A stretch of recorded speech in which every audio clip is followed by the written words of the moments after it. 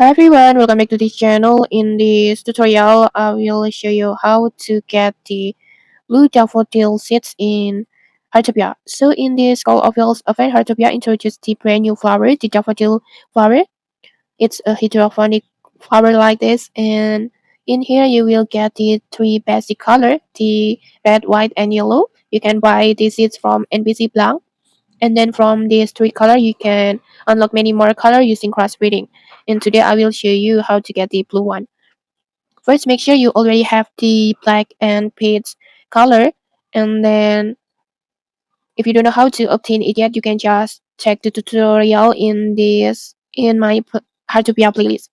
And then for the breeding setup, you can plan these color combinations close to each other, like for example black and black, or black or peach and peach like this. You can just copy my layout like this, just place them side by side, and then after planting just water them and wait until they bloom, but don't harvest the flower yet after they bloom.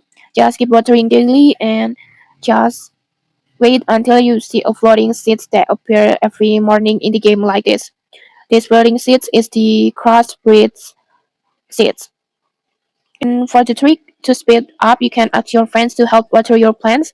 As my experience, this will increases the spawn rate of crossbreeding seeds. And in here, in my case, I got this blue seeds from black and black flower like this. And I will pick it up like this. And okay, that's it. That's how you can get the blue daffodil seeds. If you found this helpful, don't forget to like, comment, and subscribe for more tutorials. Thanks for watching and see you.